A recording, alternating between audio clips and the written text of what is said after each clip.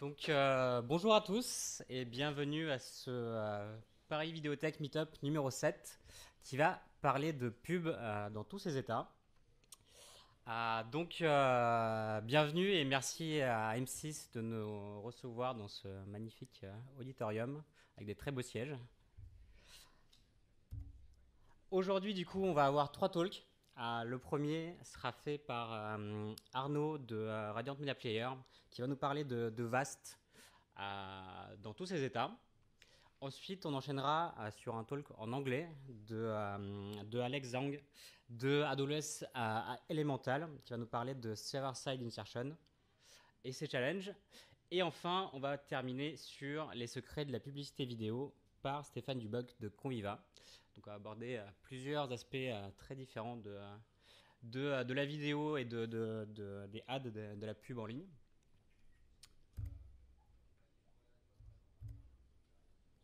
Et en fait, je vais faire très vite pour la fin. Prochaine édition, donc ça sera pour l'automne 2018. Donc on va pas forcément faire de gros meet-up cet été parce qu'il y a les vacances. Donc si, comme d'hab, si vous voulez faire un talk, si vous voulez accueillir le meet-up ou juste nous aider à organiser, on est preneur. Donc n'hésitez pas à nous envoyer un petit message, soit sur meetup, soit directement par mail sur par videothèque@streamwood.io. Et puis si quand même un petit dernier mot qu'on a déjà annoncé sur le groupe LinkedIn et sur le groupe Meetup, mais on est très content qu'il y ait des nouveaux Meetup qui soient en train de se créer dans d'autres villes. Donc on a un peu aidé à les lancer ces 2-3 derniers mois. Et donc on est très content qu'il y ait deux nouveaux Meetup qui soient créés. Donc le premier qui a fait sa première édition à Lyon. Donc c'est pas exactement un vidéothèque meetup, mais c'est un médiathèque, donc un peu tout type de médias, qui a été organisé par Benjamin Pott à Lyon. C'était le 24 mai. On y est allé, c'était très très bien. Donc si vous passez sur Lyon de temps en temps, n'hésitez pas à vous inscrire et à regarder les prochaines éditions. Et aussi le Barcelone Vidéothèque qui vient tout juste de se lancer, qui aura sa première édition le 14 juin, qui a été organisé donc par nos amis de Nasupelatoire et de Touchstream, qui sont là d'ailleurs, je ne sais pas où ils sont. Voilà. Donc pareil, ils ont un très beau programme pour ce premier meet-up, qui parle aussi d'ailleurs de pub, de VR et pas mal d'autres choses. Et ça sera à Barcelone, donc encore une meilleure raison pour y aller. Et ça sera le 14 juin, donc la semaine prochaine. Voilà, merci beaucoup. On va passer donc au premier talk de Arnaud sur le VAST.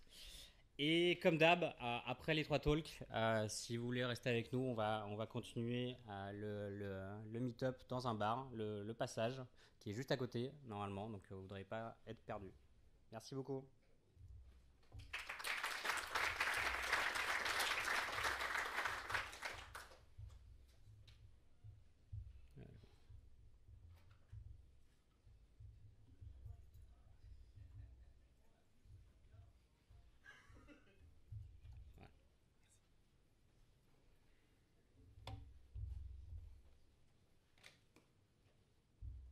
Donc, bonsoir.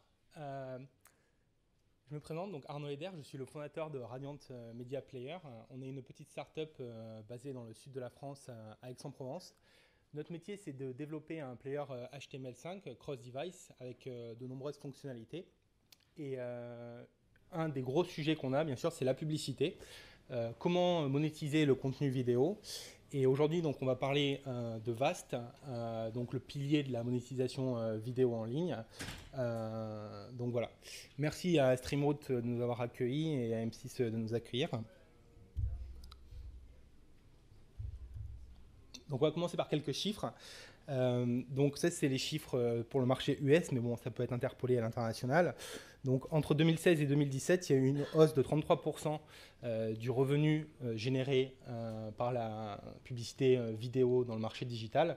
Et aux États-Unis, ça représente quasiment 12 milliards de dollars. Donc effectivement, on parle concrètement d'argent, en plus de parler de technologie. Donc comme pour la plupart des métiers du digital, on a un énorme shift qui se fait sur le mobile. Donc aujourd'hui, on a 52% du revenu publicitaire vidéo qui se fait sur du mobile. Probablement, ça va encore augmenter pour arriver aux 2/3 dans les années à venir. On a plusieurs types de publicité digitale. Donc on a la vidéo, le display. Donc le display, c'est la bannière concrètement que vous voyez sur les sites d'information, etc. Et le search. Donc voilà, qui est dominé par Google. Et donc dans tout ça, aujourd'hui, 14% du revenu, c'est la vidéo. Avec un aspect quand même qui est assez intéressant, donc c'est le CPM, donc le cost per mile, c'est le coût par millier de l'impression. Et on voit que si on compare du in-stream vidéo, c'est-à-dire concrètement de la pré-roll contre du display, on est sur 25 $ sur la vidéo, à 14 $ contre le display. Donc c'est pour ça qu'aujourd'hui, il y a un gros push qui est fait par les publishers pour avoir du contenu vidéo parce que le rendement est meilleur. Donc avant VAST, c'est-à-dire avant 2008-2009, la vidéo en ligne, la publicité, c'était une véritable jungle. C'est-à-dire que chaque serveur avait sa propre norme. Chaque player devait donc se conformer à la norme de dizaines d'ad serveurs, ce qui avait un coût d'implémentation et des débugages qui était faramineux. Et puis VAST est arrivé et a commencé l'âge d'or de la tech. Donc il faut savoir aujourd'hui que la technologie qui est derrière la publicité, c'est un véritable travail d'ingénieur, tout comme dans la fintech et dans la biotech. Voilà. Donc VAST, c'est quoi ? VAST, c'est un acronyme qui veut dire Video Ad Serving Template. C'est une spécification, c'est un pavé de 100 pages qui est disponible publiquement sur le site de l'IAB, donc Interactive Advertising Bureau. Ce bureau, c'est un ensemble de compagnies, Facebook, Twitter, Adobe, voilà, tous les gros noms qui sont de près ou de loin liés à la publicité en ligne, et qui se sont réunis pour trouver justement un socle commun pour une interopérabilité effective entre les différents acteurs du marché. Donc VAST, c'est du XML qu'utilisent justement les players vidéo pour communiquer avec un ad server. Ça décrit les comportements qui sont attendus de ce player, mais en soi, VAST ne fait absolument rien. C'est juste on va dire un document théorique qui décrit justement un ensemble de comportements, mais par contre, ça ne dit rien de l'implémentation. Dans la spécification VAST, il n'y a aucun exemple d'implémentation, que ce soit en JavaScript pour du web ou en Java pour de l'Android. C'est vraiment des notions qui sont plus théoriques, libres après à ceux qui construisent le serveur de traiter les problèmes de charge, le player de traiter les problèmes de récupération du XML, du parsing et de l'affichage de la publicité. VAST, donc brièvement, l'historique, c'est créé en 2008, très rapidement supplémenté par VAST 2 en 2009. On s'est rendu compte que VAST 1, il y avait eu quelque chose qui était né mais qu'il fallait l'améliorer.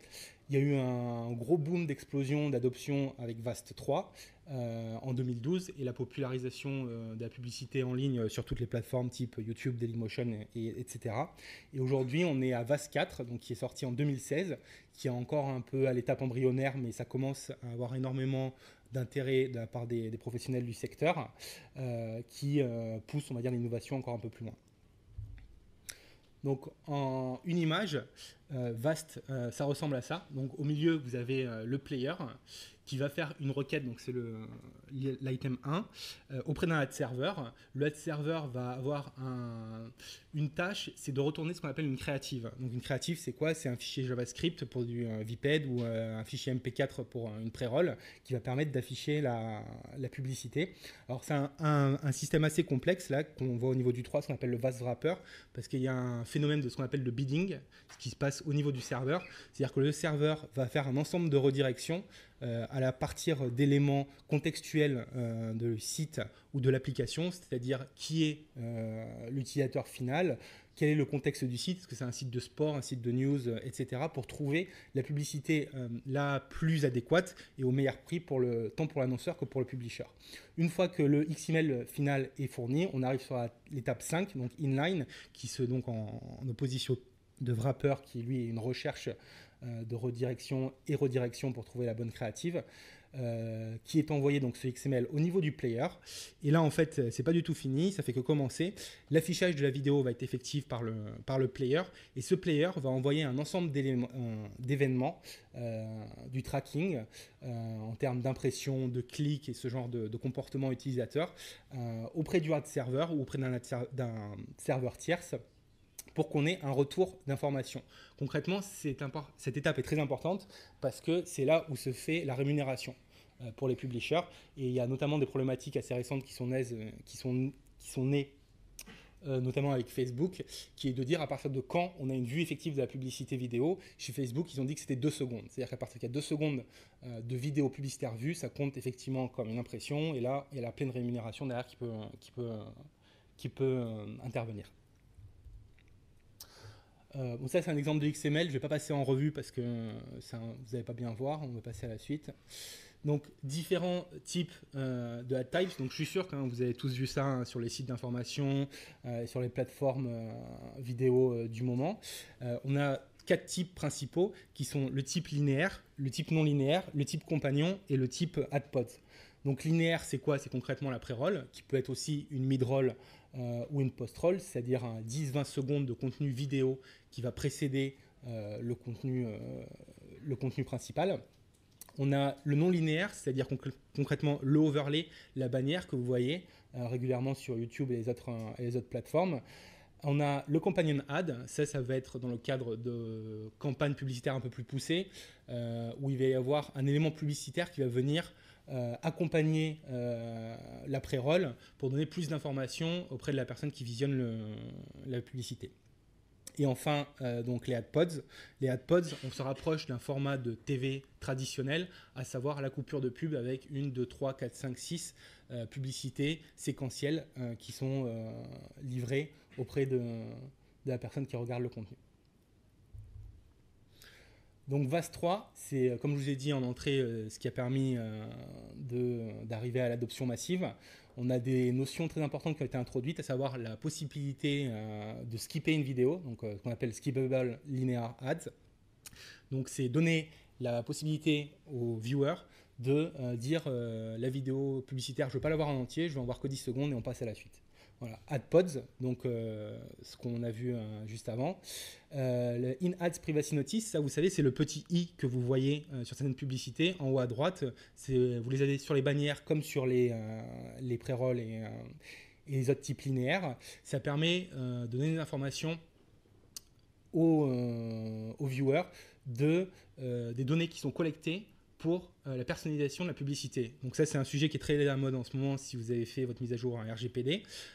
Ça va devenir quelque chose ça va devenir quelque chose de compliqué parce que les gens ne vont pas forcément donner leur consentement pour avoir des publicités vidéo personnalisées.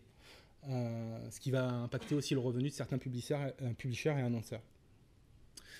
Et enfin, donc un travail qui a été fait énormément sur le reporting, tant sur le tracking que sur le error management, c'est effectivement un aspect important du business derrière la techno. Voilà. Alors, en termes d'événements, on a une vingtaine d'événements qui sont décrits dans la norme, qui peuvent être envoyés au serveur pour une publicité vidéo. Donc quand je vous dis ça, c'est des entreprises comme TEDS, c'est des centaines de milliards d'événements qui traitent dans le mois. Donc c'est un vrai challenge d'un point de vue serveur d'implémenter la réception de ces événements. Je dirais, nous, dans la partie player, on a la belle partie du gâteau parce qu'on fait que envoyer. Je pense que ceux qui font du serveur là-dessus, ils ont des problèmes de charge assez complexes. Et qu'est-ce qui a rendu donc Vast si populaire? Bien entendu, c'est YouTube. Aujourd'hui, YouTube, c'est 1 milliard de vues par jour. Mais surtout, c'est un taux de ce qu'on appelle de viewability et d'audibility de la publicité qui est assez phénoménal puisqu'on a plus de 90%. C'est-à-dire que concrètement, un utilisateur sur YouTube à qui on va présenter une publicité vidéo, il va voir la vidéo, il va l'entendre et elle va être pertinente par rapport à son contexte. Donc voilà, ça je ne vais pas trop m'attarder dessus. En gros, quand nous on a implémenté notre parser Vast, on a déjà digéré 100 pages de spécifications Vast. Derrière, en fait, il y a un ensemble de documents complémentaires, VPED, VMAT et d'autres guidelines qui sont fournis par le IAB pour justement amener voilà, cette étape où aujourd'hui on a du contenu en 4K HDR, et ben, concrètement on veut faire la même chose en publicité. Donc c'est l'ensemble de ces documents qui va produire l'écosystème qui va nous amener justement à ce genre de possibilités. Et je pense que bientôt on aura de la VR et des 360 sur la publicité, il n'y a aucun problème là-dessus. Et bien entendu, pour chaque machine bien huilée, il y a son grain de sel. Et le grain de sel de la publicité en ligne aujourd'hui, c'est les adblockers. C'est concrètement entre 25 et 30% du revenu de certains publishers qui sont perdus par les adblockers. Avec effectivement une expansion sur mobile qui est assez importante. Petite anecdote, en 2016, donc AdBlock Plus, donc qui est une start-up allemande qui fournit le plugin que nombre d'entre nous on a, hein, on utilise tous, nous on utilise plus pour faire du testing qu'autre chose. Ils ont été invités en 2016 à la grande conférence, à la grande messe de l'IAB en Californie. Et en fait, ils ont payé leur place et tout. Et quelques jours avant la conférence, il y a l'IAB qui a envoyé un email à AdBlock Plus en disant que vous n'êtes pas les bienvenus, on vous rembourse. Et donc, je pense que c'est à partir de ce moment, donc mi-2016, où l'IAB s'est rendu compte que l'adblocking, ce n'était pas juste une tendance, c'était un vrai problème de masse. Et voilà. Nous, concrètement, le problème des adblockers, on l'a étudié en fond, en large et en travers. Il faut savoir qu'il n'y a pas que des bonnes nouvelles avec les adblockers. On va vous dire que ça fait une meilleure expérience utilisateur, que vous allez avoir plus de contrôle sur votre confidentialité. Il faut savoir que ce n'est pas tout à fait vrai, parce qu'il y a un coût de performance pour les adblockers, à savoir qu'un adblocker, ça va agir sur la couche réseau de votre navigateur ou votre application. Ça va bloquer, donc ça va filtrer toutes les requêtes HTTP qui partent de votre navigateur, et en fonction de keywords, donc typiquement Google Ads, Facebook Ads et ce genre de mots, si ces mots-clés sont présents dans les URL, ça va les bloquer. Et dernièrement, on a eu le cas avec GitHub, où un peu par hasard, on a voulu rajouter une étoile à un projet qui nous plaisait, et on n'est pas réussi à le faire, et on a creusé un peu le problème, et il se trouvait qu'on avait AdBlock Plus qui était activé sur Firefox, et que ça empêchait la fonctionnalité de Star de fonctionner sur GitHub. Donc il faut savoir que ça peut avoir, comme je dis, un aspect bugs. Si ça agit au niveau réseau, si c'est agressif, parce que ce sont effectivement des filtres qui sont assez agressifs, ça peut avoir un coût sur la fonctionnalité basique des applications qui peut être rompu en fonction des cas. Et encore une fois, on utilise aujourd'hui un service qui est gratuit. Donc aujourd'hui, AdBlock Plus, c'est quand même une technologie. Il faut la rémunérer. Donc on pose quand même la question de savoir comment eux se rémunèrent. Voilà. Je n'ai pas personnellement d'avis sur l'adblocker, je vous parle des problématiques que nos clients ont par rapport à ça et ce qu'on entend. Et donc, évidemment, pour tout problème, il y a une solution. Donc, la première solution pour combattre les adblockers, c'est l'éducation.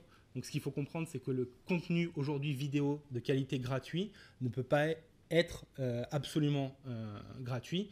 Il y a des gens derrière qui travaillent, de la production vidéo, des journalistes, des photographes, et ces gens ont besoin d'être rémunérés.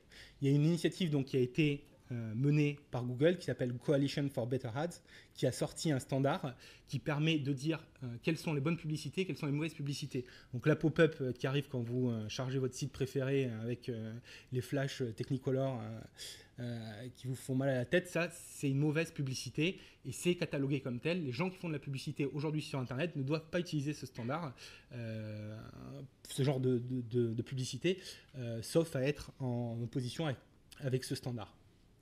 Donc, on a aujourd'hui des initiatives aussi qui se créent et je pense qu'on va se diriger vers ça. C'est un modèle hybride entre le payant et le gratuit basé sur la publicité. Et il y a notamment le programme Google Funding Choices qui a été créé et qui permet de limiter, c'est un framework technique qui a été publié par Google qui permet de limiter l'accès au contenu quand un adblocker est détecté. C'est-à-dire typiquement, il y a des sites comme Business Insider, les Échos qui l'utilisent, ils vont vous dire, vous avez vu 3 articles gratuit avec votre adblocker. Maintenant, si vous voulez continuer à voir le contenu de notre site, soit vous payez, soit effectivement vous désactivez votre adblocker. Et on en vient finalement donc au server-side ad insertion, qui est une nouveauté de VAS 4 et qui est censé apporter une partie de la solution pour justement contrer ces adblockers. Donc typiquement, on parle de ad stitching, c'est-à-dire on va venir agréger du contenu publicitaire et du contenu vidéo à travers des technos type HLS et Dash. Donc sur HLS, c'est des discontinuities et sur Dash, c'est des périodes. C'est des technologies maintenant qui sont assez éprouvées. Hein. Dash et HLS n'ont plus leurs preuves à faire. Et ça fonctionne déjà assez bien. Une autre nouveauté de VAS 4, c'est de séparer le fichier vidéo de la partie interactive. Viped, qui est un format qui permet de rajouter de l'interactivité à la publicité vidéo, c'est un peu compliqué des fois, c'est pas toujours efficace et ça peut créer des fois des bugs. Et VAS 4, ils ont reconnu le problème à l'IAB et donc du coup, ils permettent maintenant de livrer 2 fichiers séparés, un interactif et un vidéo, pour éviter ce genre de problématiques d'affichage. Et enfin, Mezzanine et Ready to Serve Files, ça réfère justement au process du Ad Stitching qui va permettre maintenant de livrer des fichiers sources en 4K HDR et qui vont permettre justement de faire de l'encodage à la volée sur des services de Ad Stitching pour justement faire en sorte que la Coupe du Monde qui va être diffusée en 4K sur votre chaîne préférée, elle va aussi avoir des publicités en 4K et réciproquement pour pas qu'il y ait de coupure par rapport à l'expérience utilisateur, parce que quand on passe du 4K à du 1080p, ça peut faire un choc. Moi je sais que dernièrement j'ai acheté un LG, un écran de PC 4K, j'ai un peu du mal des fois à retourner au 1080p parce qu'il y a vraiment une différence d'expérience utilisateur. C'est vraiment la prochaine étape de la vidéo qui va naître. Universal Ad ID, en fait, ça c'est une nouveauté aussi de VAS 4 qui permet de désigner un ID universel pour une publicité. C'est-à-dire que la dernière chaussure à la mode de Adidas, elle va avoir un ID sur l'ensemble de tous les ad serveurs qui sont disponibles sur le marché. Et donc du coup, Adidas va avoir un retour d'information qui va être beaucoup plus avancé et beaucoup plus poussé parce qu'il va pouvoir voir en un seul endroit toutes les datas, toutes les métriques concernant justement une publicité spécifique au lieu d'aller faire du mining sur un ensemble de 4 ou 5 ad serveurs différents qui ont la campagne. Moi, je passe sur le reste, c'est un peu trop spécifique après un publicité VAS 4. Donc, le server-side ad insertion, ça marche comment? En gros, ça marche comme ça. Donc, tout est fait côté client. Et d'ailleurs, dans un VAS 4, il est clairement précisé que le SSAI, ça vient en complément du client-side ad serving, donc on a vu avant. C'est vraiment quelque chose qui va être utilisé dans VAS 4, c'est décrit pour les players qui n'ont pas les capacités de faire du client-side. Mais aujourd'hui, ce qu'on voit sur le marché, c'est que ça va beaucoup plus loin que ça. C'est vraiment l'ensemble des acteurs qui se mettent au SSAI pour contrer justement des problématiques d'adblockers et aussi se rapprocher d'un format TV traditionnel parce qu'il apparaît en fait que les utilisateurs sont aussi en demande de ça, un peu paradoxalement, sur les plateformes VOD et live. Donc voilà, concrètement, c'est le serveur qui s'occupe de tout. On a effectivement un contenu qui est souvent live. Le SSAI, c'est quand même principalement sur du live. On arrive à un certain timestamp. Le serveur va faire une requête donc de serveur à serveur pour du VAST. Pareil, il va y avoir un ensemble de processus qui va se passer, un XML qui va être retourné, la créative qui va être encodée à la volée si elle n'est pas déjà préparée et directement inclus dans le flux vidéo côté serveur par le biais justement de discontinuities HLS ou de périodes sur du Dash. Quelques exemples d'implémentation publique pour VAST, si un jour vous voulez un peu vous amuser avec du code. Donc il y a le Google IMA SDK qui est aujourd'hui la référence pour notamment une raison que c'est Google. Ils implémentent les bonnes pratiques. Donc on est sûr d'avoir un comportement qui est conforme justement aux dernières spécifications et surtout qui est portable sur l'ensemble des devices du marché. Ils ont un SDK Android, un SDK iOS, un SDK Google Cast et compagnie. Ils ont même du tvOS pour le server-side. Donc voilà, on a le nôtre qu'on a développé qui vient en fait en alternative au IMA SDK qui est un peu plus léger que l'IMA SDK qui n'a pas forcément toutes les fonctionnalités du marché, à savoir aujourd'hui qu'implémenter tout VAST c'est rarement le but principal des players ou des serveurs. On va plutôt chercher à implémenter une partie suffisante pour afficher de la vidéo, mais aller implémenter jusqu'à la ligne 98 alinéa 3.1, 4.5, c'est pas forcément le but de tous les acteurs du marché. On en fait juste suffisamment pour que ça fonctionne, la plupart du temps parce que c'est déjà assez dense comme données. Et enfin, on a le Dailymotion VAST Client.js qui est disponible pour justement afficher du contenu vidéo dans un player HTML5, publicité vidéo en HTML5. Voilà, je vous remercie d'avoir suivi ça et s'il y a des questions, on est bon.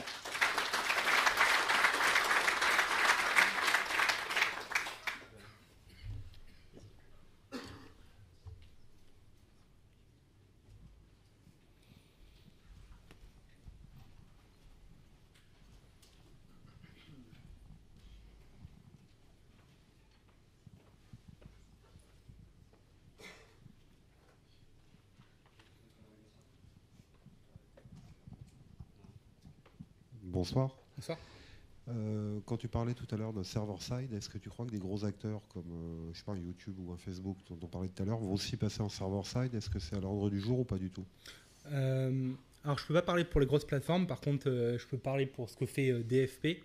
Ils ont sorti un nouveau framework qui s'appelle DAI, Dynamic Ad Insertion, et ils l'ont sorti sur un ensemble de devices du HTML5 au iOS, Android et tvOS comme j'ai dit.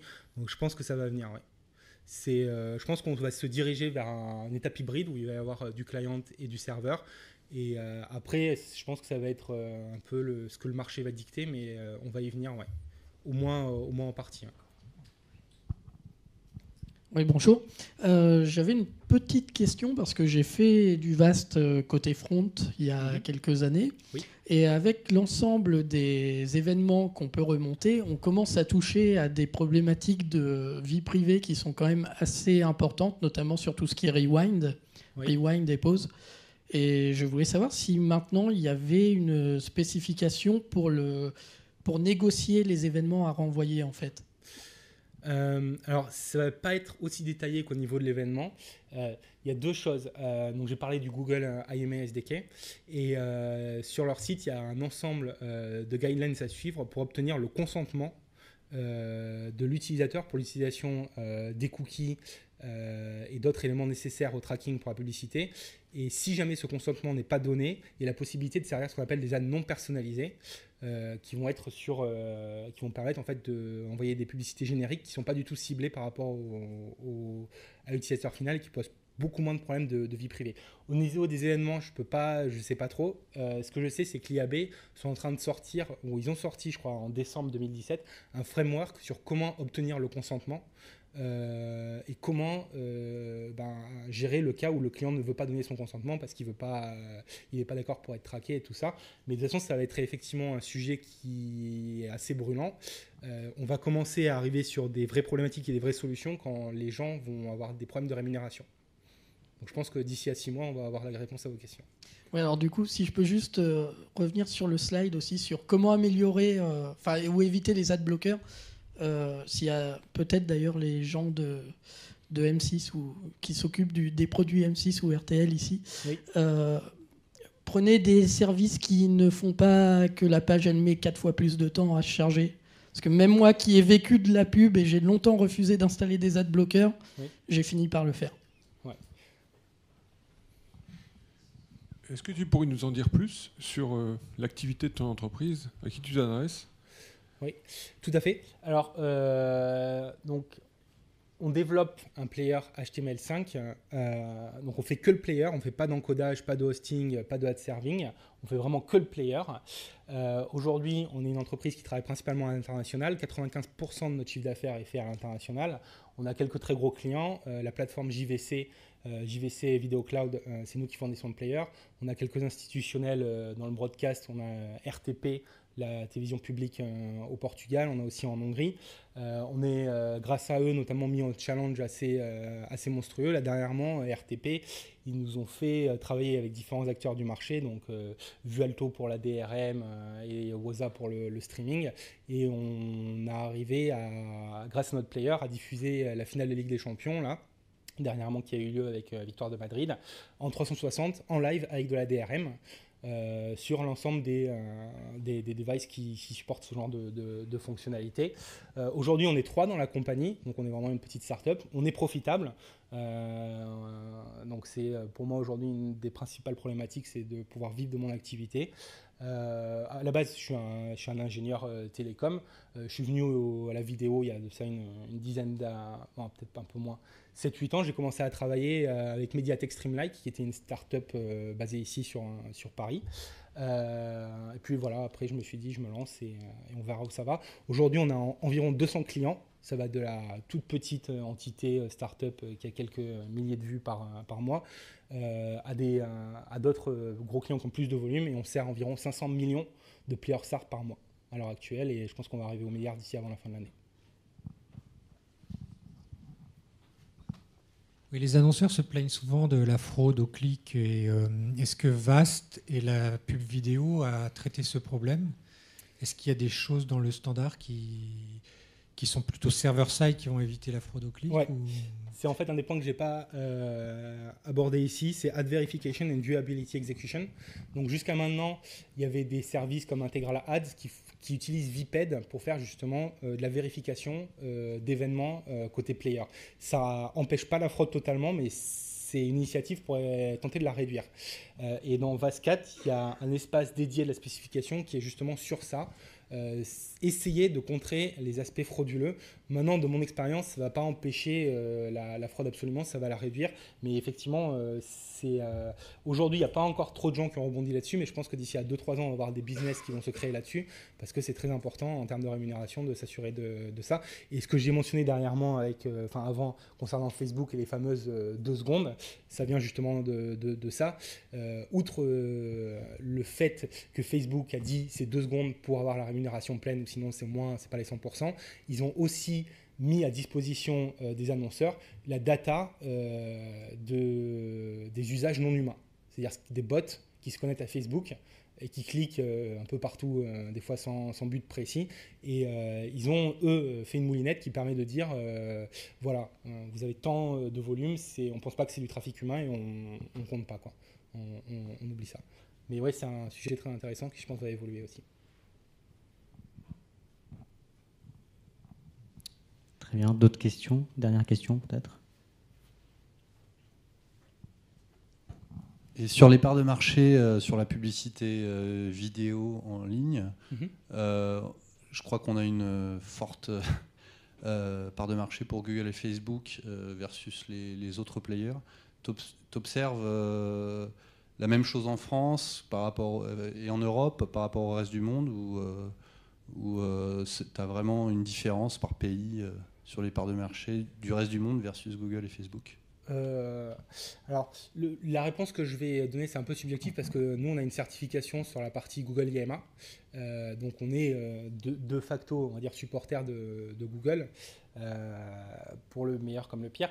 Mais de fait, nous, nos clients, c'est principalement DFP, AdSense. Après, on a d'autres clients qui vont utiliser du Smart Ad Server, Sticky Ads, OpenX et ce genre de techno. En Europe et en Amérique du Nord, c'est sûr, c'est Google numéro 1. Facebook arrive maintenant aussi derrière parce qu'ils ont commencé à externaliser leurs serveurs pour faire de la publicité sur des sites lambda et pas que sur Facebook, parce que ça c'est important aussi. Par contre, ouais, en Asie, ils ont d'autres fournisseurs. Ils n'ont pas forcément toujours Google et Facebook. Très bien, merci beaucoup. Merci.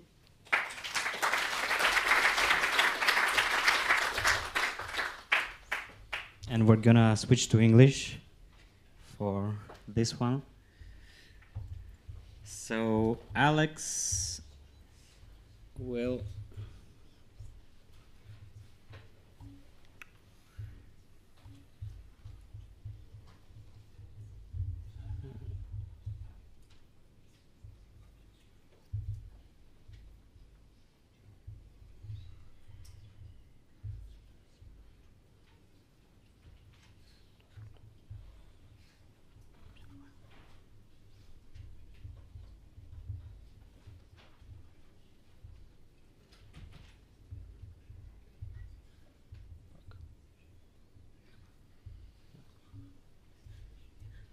All right. So Alex will talk today about server-side insertion at Elemental. All right. Thank you, everyone. Bonsoir. That's the only French I know. So I'm Alex Zhang, and I come from Seattle. I run a service called Media Tailor, and I promise that's the only marketing you'll hear from me tonight. But we run on AWS Console, and we've launched since last year. Nicolas invited me today to talk about some of the challenges of server-side ad insertion. So what I did was I looked through my email of all the customer queries and customer POCs that I had with customers and realized to cover everything would be about 100 slides. So I decided to do just the top 2 or 3 issues around server-side ad insertion because there's definitely, it's a new space and a lot of customers are still trying to learn how to do server-side ad insertion. So I thought I would highlight a few of the challenges I saw in my email in the first 2 or 3. So first few, I'll talk about some common player issues you should think about with server-side ad insertion. Then I'll talk about some ad server issues, specifically 1 or 2 ad server issues to highlight. And then I'll talk about one of our customers, which is NFL's Thursday Night Football with Prime Video, and one of their ad server issues and how we overcame it. So without further ado, one of the first issues, and of course, I'm sure many folks know already, is in HLS world, at least, it's really important for your player to be able to handle discontinuities. And discontinuities, or in Dash, different periods, is important because your ad and video content ultimately are going to be produced by 2 different encoders. It will probably have frame rate differences. It might have VBR versus CBR. It'll have definitely a PTS reset when your player switches from content to ad. So make sure that your player handles discontinuities. I just have this interesting quote from a customer recently that wanted us to put 30 frame per second ads in 60 frame per second content. So that with many players would choke when transitioning between 60 frames per second to 30 frames per second. So that's something to make sure that your player vendor handles when we insert a discontinuity. So example of discontinuity, everyone sees there's a HLS tag there that says XX discontinuity. Another really, really common issue is make sure your player handles discontinuity sequence. There are at least a few older Android XO player versions I've worked with in the past that did not handle discontinuity sequence well. Discontinuity sequence is used for switching between adaptive bitrate when there is an ad insertion. So discontinuity sequence is supposed to mark whenever discontinuity rolls off the manifest, then you're supposed to increment the discontinuity sequence by 1 so that your players can then realign its adaptive bitrate set when switching bitrates. So really important in the world of server-side ad insertion for your players to support that. Discontinuity sequence. And this is just an output that our service provides. We increment the discontinuity sequence when we see discontinuities happening. And something else to keep in mind is to think about if your players can handle small segments in frame-accurate ad insertion. So here is a very specific example where when you have ad insertion using Scuddy triggers in a live mode, you can either have really, really small segments that are created in the content, or you can have really, really small segments that are created when you transition from ad back to content. So in this example, we have 30 frame per second ads, and we're transitioning from ads back to content. And here you see a 1 frame ad at the very end with 0.033 seconds. So in theory, a player should handle this. We should not just be dropping this frame, because in the end of an ad, if you drop a frame, it could be important, PSA information, public service announcement information. It could be a pharmaceutical ad, so you don't want to drop any frames. But with players, some players have issues with handling buffering because players try to keep, for example, a 3-segment buffer, and when you suddenly encounter a segment that's much smaller, it has trouble keeping its buffer full. So we've definitely seen rebuffering issues on players when they cannot handle small segments. Another thing to keep in mind. Vast ad durations are notoriously inaccurate. You have, for example, here's an example of a vast ad that's 30 seconds. And I just found this Google DFP ad that's 30 seconds. And if you run media info on it, it's actually 30 seconds and 123 milliseconds. This is not as bad as I've seen. I've seen 30-second ads with declared in vast with 32 seconds or 33 seconds of actual duration when you run media info.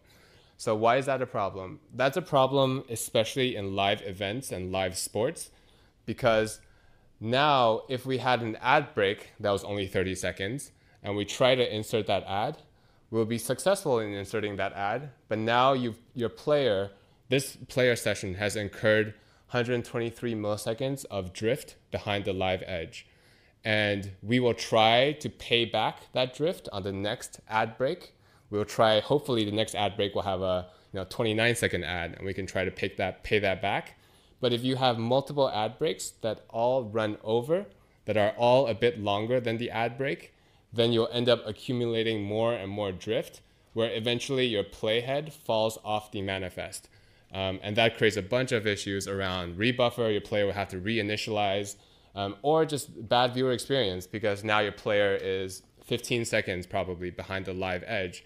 And in a soccer match, in a football match, it's very dangerous when that happens. See, I caught myself there. Okay. Another consideration in server-side ad stitching is really be mindful of debugging use cases. So with client-side ad insertion, it's easy to run Charles Proxy or Fiddler or one of those HTTP proxies to just look at your requests between your browser and your ad server, and you can look at everything that's going on. But with server-side, you have essentially this manifest manipulator, this server-side stitcher in the middle that makes it really hard to debug issues. So it's important to have logging, and more importantly, it's important to capture things like user agents and IP addresses, so you can know exactly which clients are misbehaving, and then your engineers or you can debug those issues as they arise. And finally, on player side, it's really important to instrument all your proxies. So what that means is in a server-side ad insertion workflow, there are a lot of middlemen, a lot of intermediate steps. So from the left, say you had a rebuffer event on your player rebuffered, and that's really bad, and your CTO is telling you to go investigate why this player rebuffered. So now you have to consider, is it a last mile issue? Is it connectivity from the ISP to the player? Is it the CDN issue? Was there a CDN network issue? Was there issue with capacity or DNS or something? Or was it a manifest manipulator issue? Did our ad inserter screw up and vend the wrong manifest, or was too slow in response? Or was it maybe you have a mid-tier cache, a origin shield between the ad inserter and your origin? So did that mess up? Or was it an origin issue? So it's really, really hard to figure out from your player all the way to your origin what went wrong. So one of the things that's important, for example, is to use a custom header that has a ID associated with the custom header, a custom request ID, that you can instrument all the way through from your player to your CDN to your ad inserter to mid-tier cache to your origin. That's just an example of how you can solve around that problem. I'm sure there's Conviva will have another solution, or some other vendor will have another solution. Yeah. So those are some of the player issues I've just ran off on my email. Here are some ad server issues. So the one issue I wanted to really dive into, because I think it's kind of fun, is around wrapper ads and multiple ad server support. So the previous gentleman had a good deep dive on VAST and how wrapper ads might work and how there's multiple ad servers. There may be multiple ad servers involved. So a typical use case when you have multiple ad servers is, for example, you could have programmatic. You could have one ad server that's doing your direct sold advertisements, and then you're redirecting to a programmatic vendor like AdX or SpotX or something. Or you could have common in the US, and I'm sure in Europe as well, you have national versus local ad opportunities. So say, Comcast is redistributing streams from Showtime, and Showtime is the content owner. They might own national ad opportunities, so they will be able to monetize those national ad pods, ad breaks. And Comcast gets to monetize local ad breaks based on what Comcast viewer is watching it. So you have two different ad breaks that can be monetized. And frequently, those two different ad breaks will use two different ad servers. So now you have to contend with multiple, again, multiple proxies and providers in the middle. So how do you do that? One option is using just the the capabilities of the ad server itself. So I just call this an ad server proxy solution. So here you have, for example, your manifest manipulator going to that logo is Freewheel. Freewheel does redirects or does proxies to DFP or to another ad server. And specifically, they have a feature called server-side unwrapping, which is taking the response from the ad server, from DFP or your programmatic partner or another ad server, and then putting them in a composite manifest, composite XML VAST before responding the entire VAST back to the manifest manipulator. So you have inline creative ID 1, creative ID 2, creative ID 3 for the entire ad break. So the advantage of this is easy. It's very easy for your manifest manipulator to read and parse. Your manifest manipulator doesn't have to go out and follow redirects to another ad server, which could not be controlled by your ad agency or by your ad operators. The difficulty with this solution is going to be some ad servers have inconsistent creative IDs. So creative IDs, if you may be familiar, is a way to identify unique ads. So creative ID equals 3662134 could be a Coke ad. Creative ID 3625237 could be a Peugeot ad. But then some ad servers we've seen have a capability where they assign one creative ID to the entire campaign when it comes from another ad server. So in this example, creative ID 3662134, instead of referring to a Coke ad, it refers to everything coming from DFP. So you can see how that's a problem, because now you have 200 ads coming from DFP and they have the same ID when unwrapped by Freewheel.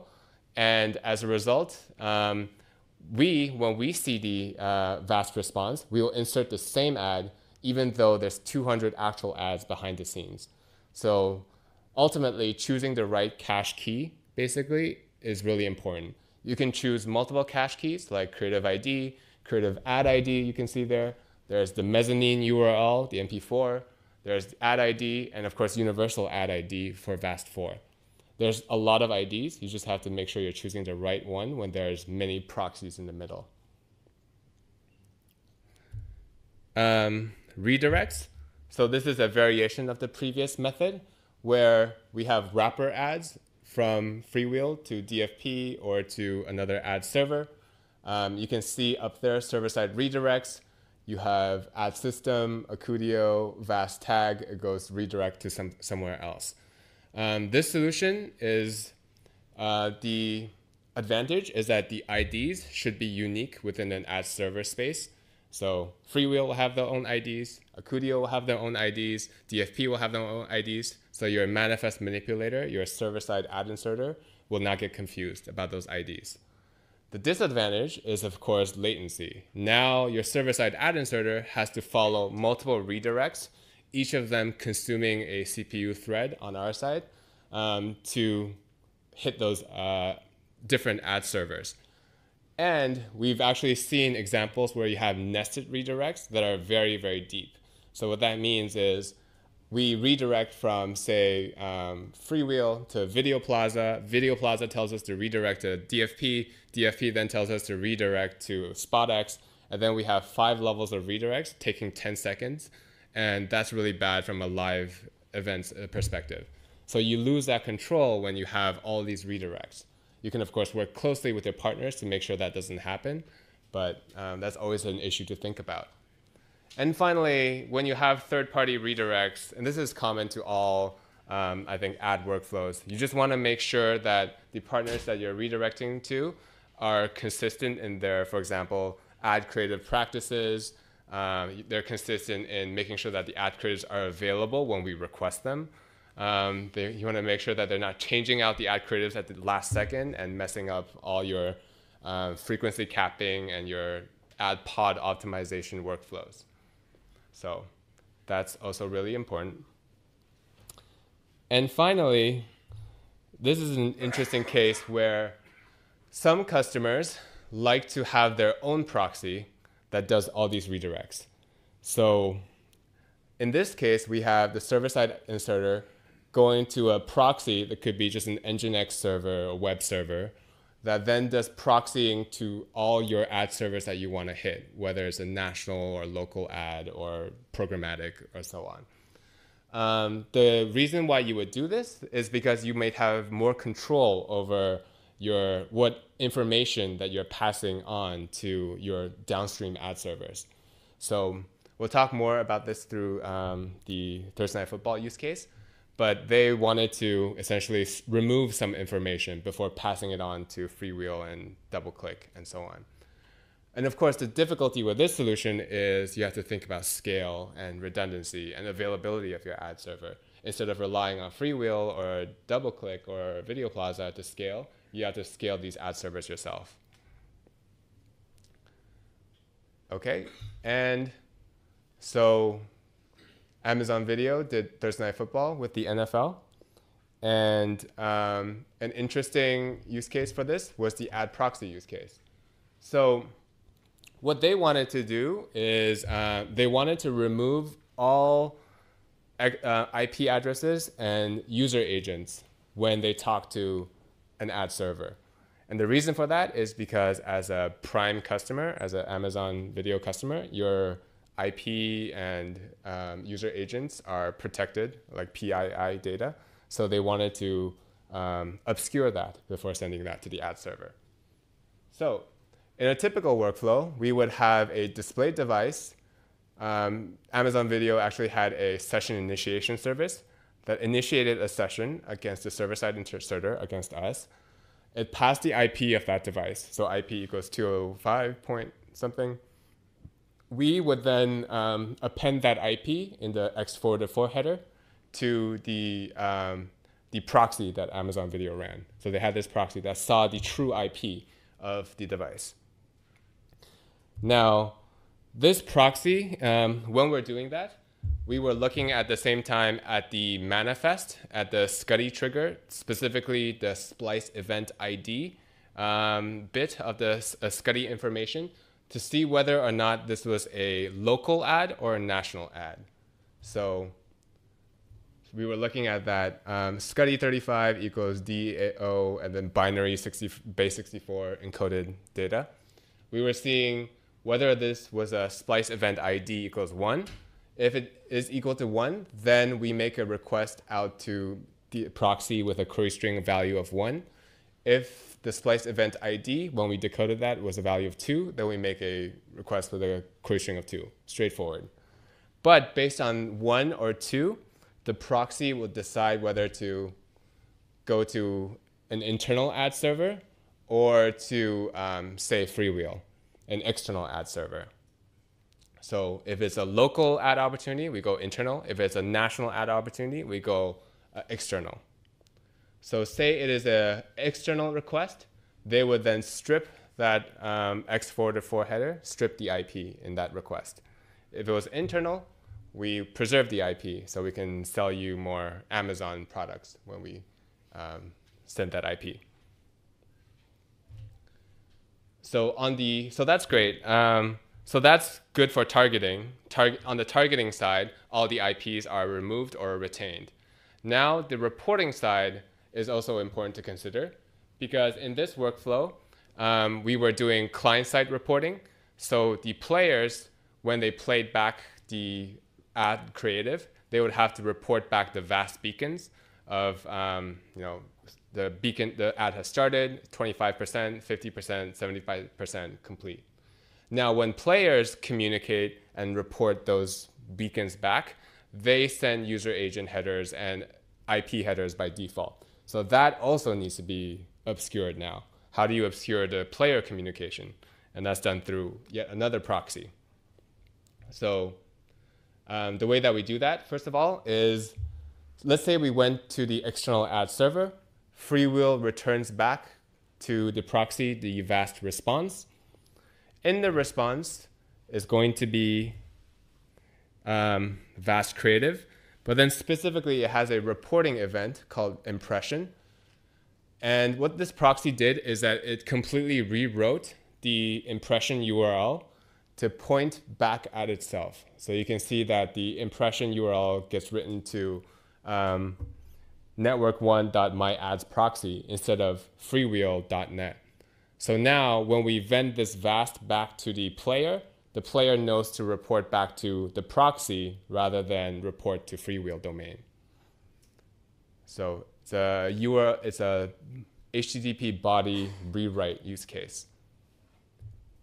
So now when we tell the players to report on an ad, we tell them, hey, you should go and report to network1.myadsproxy rather than report to freewheel. So the players, of course, they follow those HTTP requests easily. They report to myadsproxy, the IP, and the user agent. And that reporting proxy then, again, is able to strip the headers and strip the user agent before doing a batch report to the external ad server. So this was just a fun, I guess, use case around having two different proxies that does URL rewriting, body manipulation, and header manipulation in order to protect privacy. And this is quite common, I think, amongst more broadcasters that are more obsessed about protecting user data. Oh, and just putting it all together, this is just a snapshot of all the different services that were involved in ad insertion with Thursday Night Football. There was, I don't think I'm going to go into this in detail because there's a lot of boxes, but it just shows you that for an event like this to be successful, for server-side ad insertion to be successful, it requires many, many different components, many different services working together to deliver results to customers. All right, that is my presentation on a few issues. I think we have a few minutes to answer questions.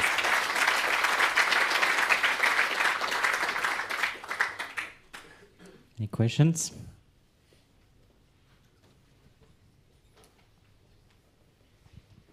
I have a question, more of an ad block question. Mm-hmm. On the example you showed, the ads had different domains. Mm-hmm. Why don't you rewrite the domains and put them have them go through the same CDN? Yeah, that's a feature that you can enable. I was lazy, and when I put this example, so I just used different domains. But by default, it's different domains. But if you put your CDN CNAME on, it will rewrite to that domain.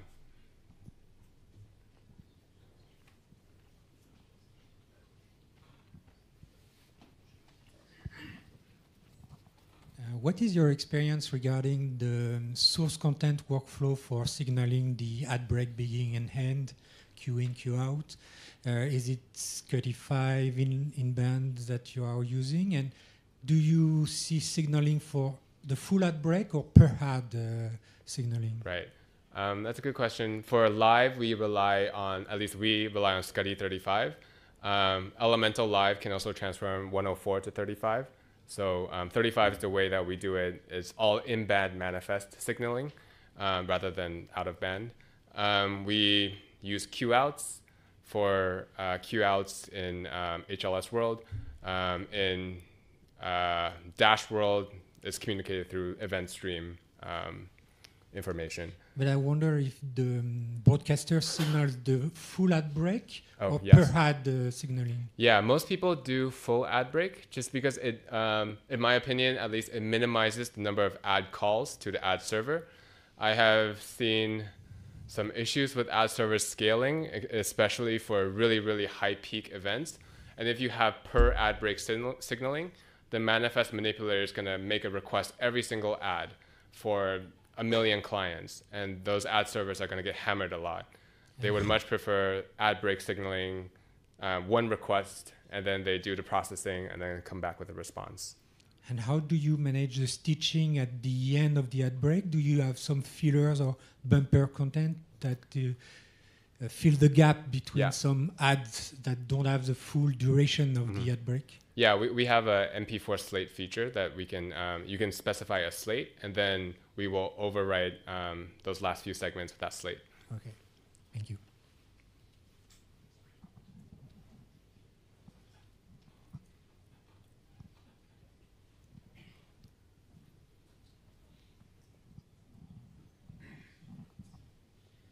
Yeah, I was wondering if you've got experience with ads that are generated on the fly. Like, are there any specific issues with them, or does it just work? Yeah, so we generate ads on the fly. It was definitely a process to get them to work. Just again, the discontinuity issue is a big issue because many players, even the most robust like Video.js, like that have lots of open source contributors, they still don't necessarily handle all the variations between discontinuities. Like there could be a small low-level encoding difference between an ad and a content, and then it won't work. But we've worked closely with those. Whenever that issue comes, either a customer reports it or we see it, we make sure to make a comment to the open source community to make sure that they fix it. But yeah, I wouldn't say in most cases, 80% of the time they work, 20% of the time you have to deep dive to find out why it's not working and then fix it.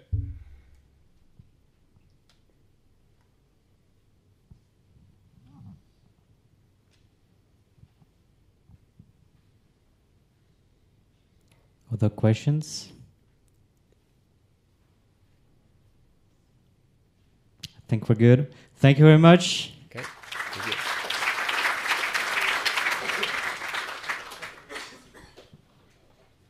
And we're gonna switch to our last presentation tonight.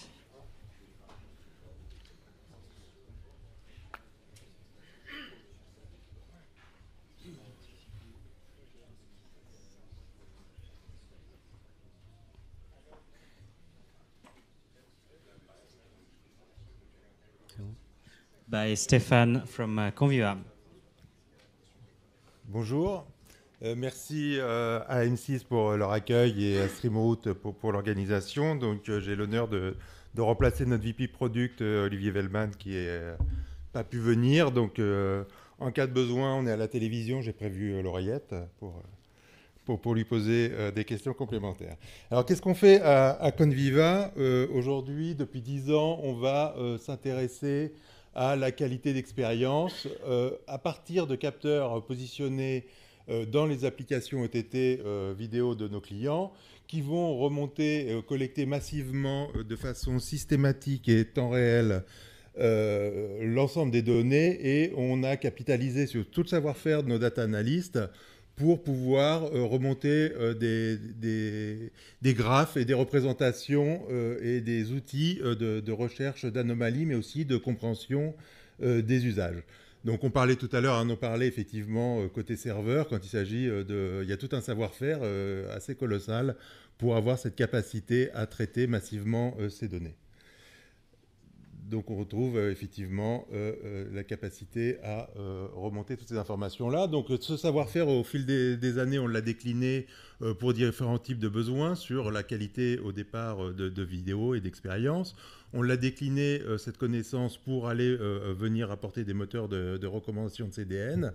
On va parler aujourd'hui effectivement de la mesure de la performance de la publicité, et puis on décline aussi sur des outils dédiés à la compréhension et à l'efficacité du contenu et de l'audience, à partir d'une même plateforme, d'un même capteur.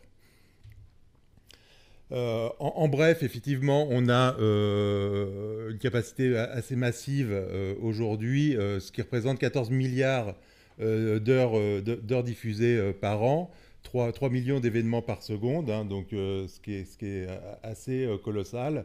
Et on est intégré sur 3 milliards de devices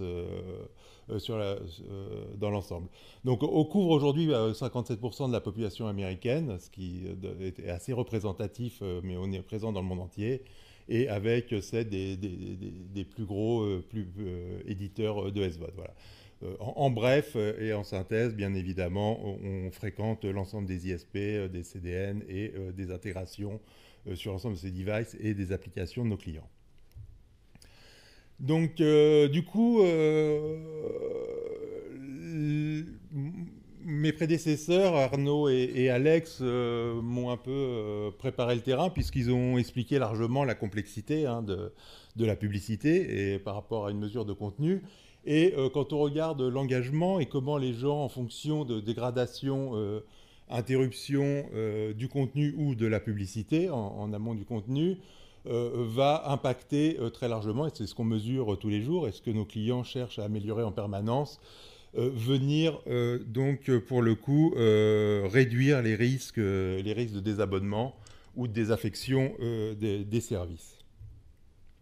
Les défis sur un service SVOD, nos métiers traditionnels, et c'était déjà compliqué en OTT, venaient analyser sur une session vidéo, sur chacune des sessions vidéo, la qualité de l'engagement, c'est-à-dire le temps que les gens passaient, restaient et revenaient sur des contenus, et puis la qualité d'expérience, en gros l'absence ou le temps trop important d'interruption ou des temps de démarrage de latence.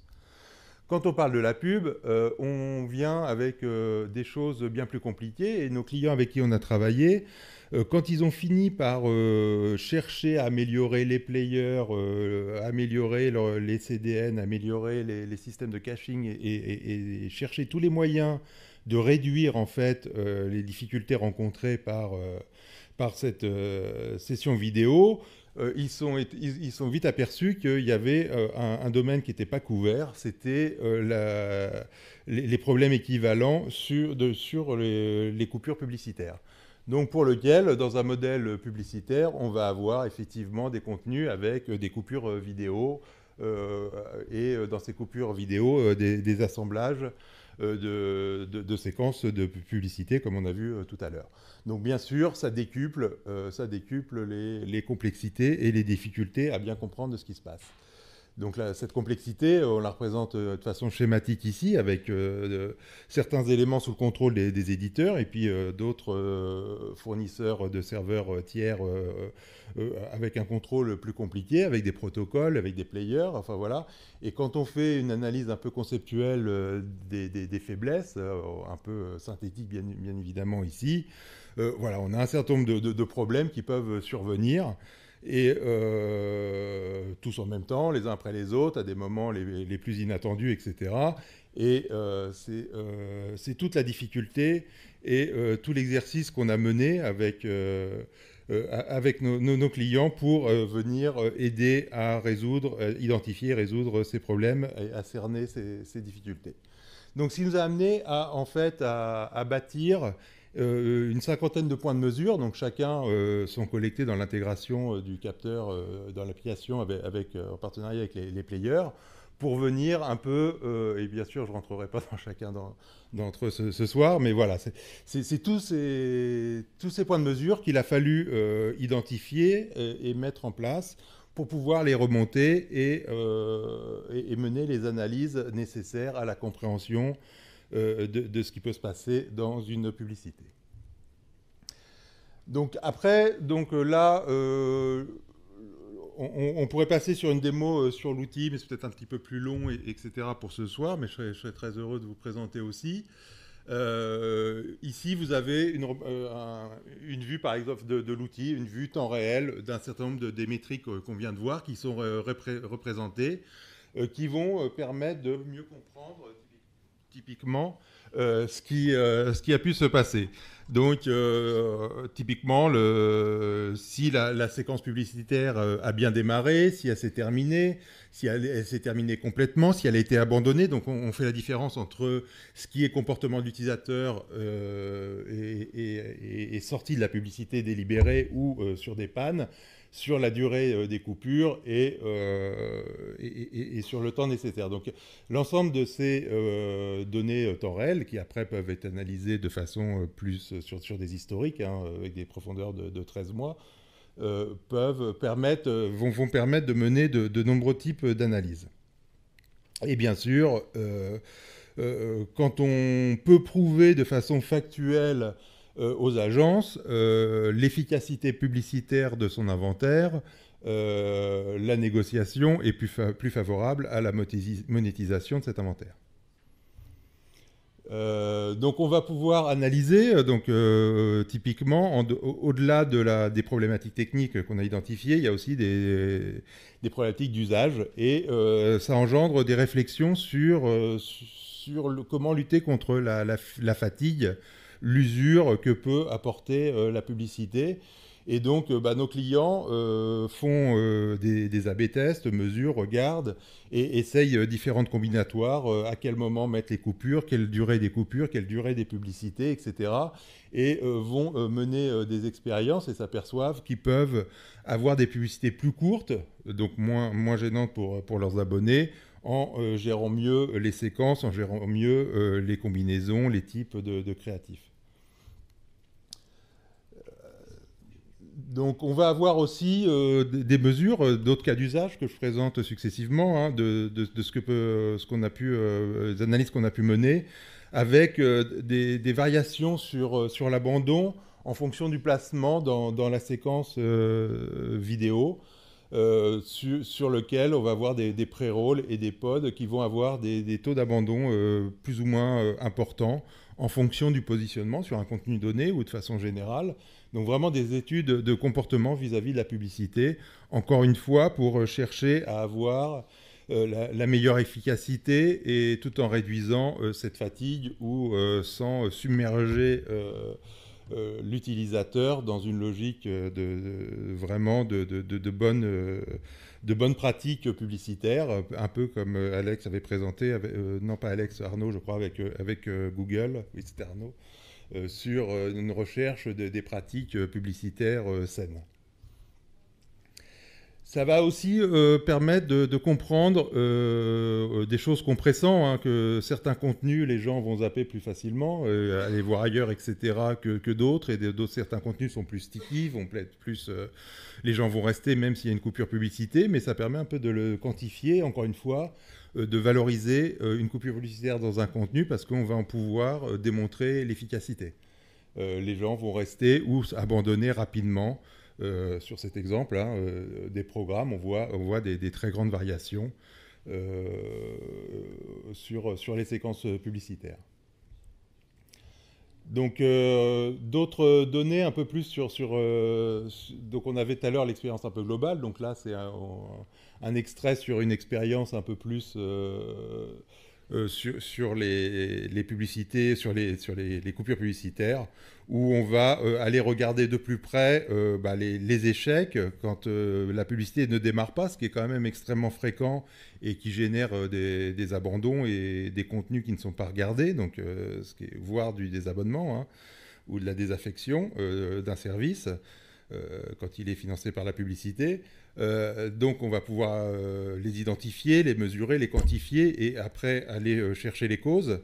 Les gens qui abandonnent avant le démarrage de la publicité, les temps de démarrage des publicités, etc. Et puis l'efficacité de ces publicités, celles qui vont jusqu'au bout, à combien de temps elles sont regardées, etc. Enfin voilà. Donc là, des données agrégées sur cet exemple en moyenne qu'on va pouvoir après, par succession de filtres, aller chercher par type d'ISP, par type de contenu, par type de player, par type d'OS ou de ad server, etc., où on va aller chercher à comprendre et à se donner des objectifs de performance et dans une logique d'amélioration, d'identification des problèmes et de plans d'amélioration.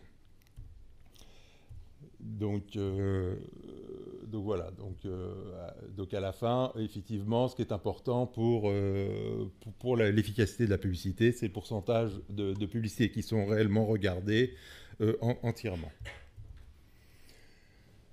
Donc là, on revient sur des sujets en fait techniques avec une liste un peu d'exemples d'échecs au démarrage. Donc ce qui est assez, on va pas dire traumatisant, le mot est un peu fort, mais déstabilisant pour le téléspectateur quand il commence à regarder. Donc voilà, on retrouve Ça va effectivement les adblockers, on en a parlé, ça va des fichiers qui ne sont pas présents, des erreurs réseau, des fichiers qui sont dans un mauvais format, ou enfin toutes les difficultés qui ont été présentées par Arnaud et Alex précédemment, qu'on va pouvoir rencontrer, puis se concentrer sur les problèmes qui arrivent le plus souvent, et puis progressivement chercher à améliorer tout ce système-là avec une vue de bout en bout. Hein. Encore une fois, je vous rappelle, on est juste face à l'utilisateur au bout du système. On ne voit pas chacune des briques, on ne va pas donner des informations sur chacune des sous-problématiques des sous-systèmes, mais on va aider à identifier les causes principales et puis à essayer de cerner d'où vient le souci, si c'est un type de device, un type d'OS, un type de serveur, un type d'ISP, etc., de façon itérative. Ici, par exemple, les abandons par fournisseurs de data serveurs qu'on va regarder et mesurer et permettre de mener des analyses. Autre axe analytique que vont permettre les données pour essayer de comprendre comment ça se passe et comment améliorer les choses. Donc voilà, je sais pas, j'étais peut-être... je n'ai pas regardé ma montre. Mais voilà, donc c'était un petit peu, j'ai essayé de respecter un peu ce créneau très court pour vous donner un peu un aperçu de ce qu'on fait aujourd'hui à Conviva, où en fait tout notre savoir-faire sur le monitoring de la qualité de contenu, on l'applique à la publicité et à sa complexité bien supérieure. Et sur un business dont la valeur est bien plus, enfin, est très importante sur les revenus des éditeurs.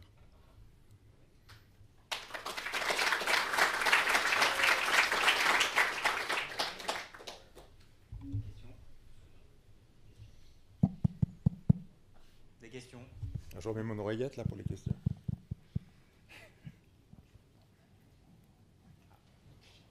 Les gens ont l'air fatigués. C'est le dernier. Ou alors j'étais extrêmement clair.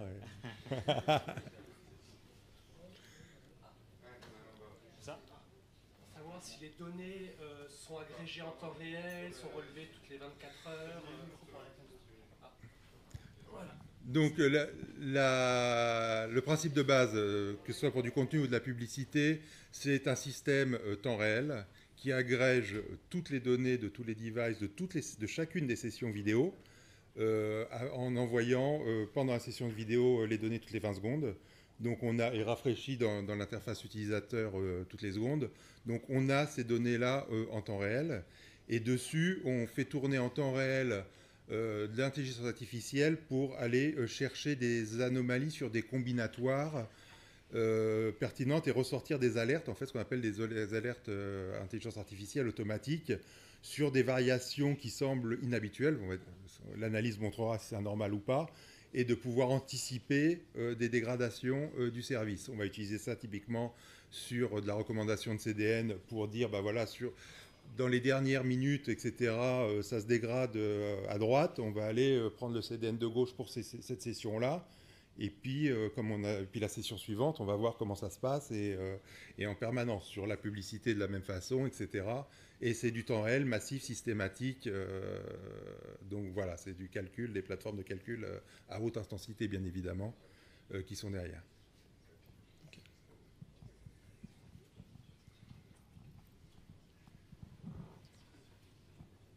Ah, une autre question.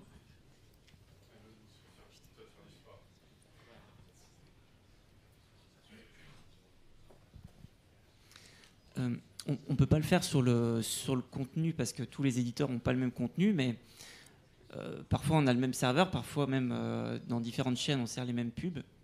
Est-ce que si on était tous sur le même système, on pourrait mettre en avant une publicité qui est le mauvais élève et qui ne marche pas rien que chez nous, mais chez tout le monde? Bah, après, en partageant de manière pseudo-anonyme. Oui, venez tous chez nous. L'idée, c'est pas de pointer du doigt les problèmes, c'est des chaînes compliquées, il y en a toujours, il y a des améliorations en permanence, etc. Et un peu, en général, ce qu'on s'aperçoit, c'est un peu chacun son tour. Et l'idée, c'est en permanence de venir améliorer, rendre les choses plus robustes, que ce soit la génération des publicités qui soit dans les bons formats, que ce soit sur les formats attendus, la robustesse des players, etc.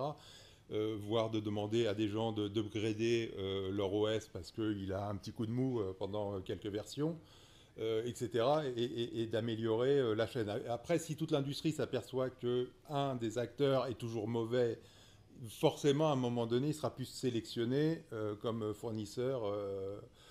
Mais ce n'est pas l'idée. Enfin, en général, ce n'est pas l'idée d'aller pointer du doigt. Il y a rarement de très mauvais élèves, etc. Mais il y a des complexités qui font qu'à un moment donné, on va... voilà. Et globalement, on va augmenter la robustesse de l'ensemble de la chaîne.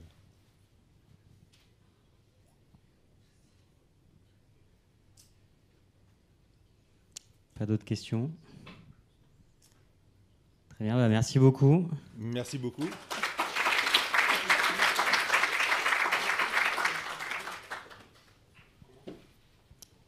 Et puis, je pense qu'on va, pour ceux qui veulent bien sûr, rapidement se diriger vers le bar pour l'after, parce que je pense qu'il est déjà assez tard et on a beaucoup pris de temps à M6 et à la régie. Donc merci beaucoup encore une fois. Et puis on va bouger rapidement.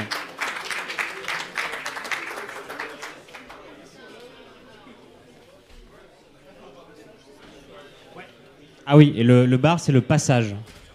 Et je pense qu'il est 147 avenue Charles de Gaulle. Ça? Non, c'est...